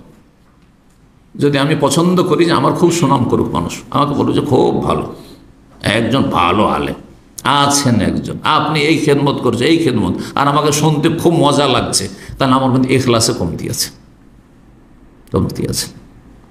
আর তাতে যদি ফুলতে শুরু করেন আপনি বেলুনের মতো, তাহলে জানবেন যে যত ফুলছেন তত বেশি আপনার ইমানে দুর্বলতা আছে, যে দুনিয়ার স্বার্থ ছাড়া আপনার কিছু নাই। তো বলছেন ইখলাস অন্তরে যদি থাকে তো মাহাব্বাতুল মাদহ ওয়াস সানা, প্রশংসাকে পছন্দ করবেন আপনি, আপনার গণকীর্তনকে পছন্দ করবেন, এটা হইতে পারে না, দুটো একসাথে একত্রিত হইতে পারে না। আপনি বরং এটাকে আপনি অ্যাভয়েড করবেন, না ভাই আমার মধ্যে অনেক ত্রুটি আছে যেটা আপনি জানেন না, আমার মধ্যে অনেক দুর্বলতা আছে আমি জানছি, আমার ঘরের কথা আমি জানছি, যেমন নিজের ঘরের কথা মানুষ নিজে জানে, তেমন নিজের জীবনের কথা, নিজের লাইফের কথা আমি জানি, লাইফ হিস্ট্রি আমার চাইতে আপনি বেশি জানেন আমার সম্পর্কে। সুতরাং এইরকম যদি অন্তর থাকে তাহলে জানতে হবে যে আপনার মধ্যে, আমার মধ্যে ইখলাস আছে। আর কি ইখলাস যদি অন্তরে থাকে, আল্লাহিয়াত, আল্লাহর জন্য যদি আপনি সত্যি আপনার ঈমান আমল হয়ে থাকে আর আখিরাতমুখী হন আপনি খুলুসিয়াতের সাথে, তাহলে মানুষের ঘরে কি আছে না আছে ওর জন্য কখনো লোভী হবেন না। আপনার পয়সাতে আমার কি, সেজন্য কোনো সময় কেউ প্রশ্ন করলে বলে যে উনি অনেক পয়সার মালিক, উনি অনেক ধনী, ওনার অনেক প্রপার্টি আছে। আমি বললাম আমার যে আপনার মাসলার সাথে এগুলোর কী সম্পর্ক? ওনার পয়সাতে আমার কি স্বার্থ আছে? হ্যাঁ, মাসলা জিজ্ঞাসা সোজা, কার কি আছে না আছে, ধন দৌলত এটা বলার প্রয়োজনটা কি? আপনি কি মনে করেন যে কারো বেশি ধন দৌলত আছে সেজন্য তার প্রশ্ন গুরুত্ব আমি বেশি দেবো? ওইটা আমার কাছে অন্তত আশা করি না।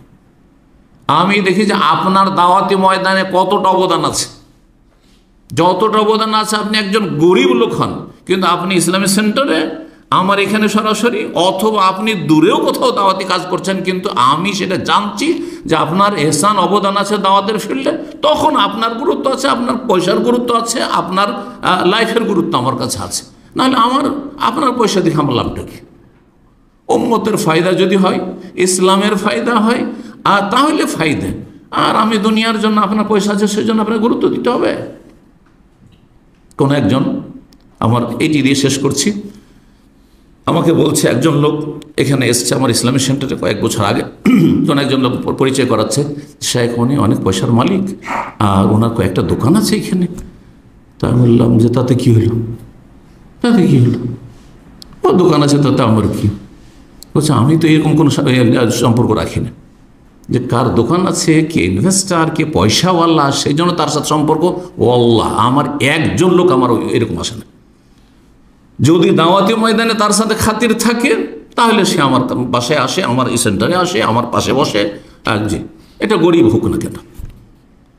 তো আল্লাহ রাব্বুল আলামিন যেন আমাদেরকে যেসব ত্রুটি রয়েছে সেগুলি থেকে মুক্ত হওয়ার তৌফিক দান করেন। এবং বলছি না এটা নিজের জন্য, বরং এটা বলছি যে এইরকম চরিত্রের হওয়ার জন্য আরও বেশি আমরা চেষ্টা করতে পারি, এবং আপনারাও চেষ্টা করেন, আল্লাহ যেন তৌফিক দান করেন। এটা প্রমাণ করে যে আপনার দুনিয়ার লোভ লালসা নেই। লোভ লালসা করলে নিজের সম্মান নষ্ট হয়। লোভ লালসা করলে আপনি আল্লাহর অসন্তুষ্টি পাবেন। লোভ লালসা করলে আপনি লাঞ্ছিত অপদস্থ হবেন। লোভ লালসা করে যে তকদির পাল্টে যাবে, তাও তকদির পাল্টিবে না। যতটা ভাগ্যে আছে ততটা আসবে, তার বেশি মোটেই আসবে না। আর লোভ লালসা আপনার দুনিয়া আখেরাত দিনকে ধ্বংস করবে, যেমন নবী ইসা ইসলামের সেই দুটো নেকড়ে বাঘের হাদিস দ্বারা বুঝতে পারলেন। আল্লাহ রাব্বুল আলামিন যেন আমাদেরকে লোভ লালসাকে সংযত করার তৌফিক দান করেন, এবং অবৈধ হারাম রুজি রোজগার থেকে আল্লাহ বেঁচে থাকার তৌফিক দান করেন। হালালে যেন বরকত দান করেন। আল্লাহুম্মা কফিনা বিহালালিকা আন হারামিকা ওয়া আগনিনা বিফাদলিকা আম্মান সিওয়াক। আল্লাহুম্মা আইন্না আলা যিকরিকা ওয়া শুকরিকা ওয়া হুসনি ইবাদাতিক।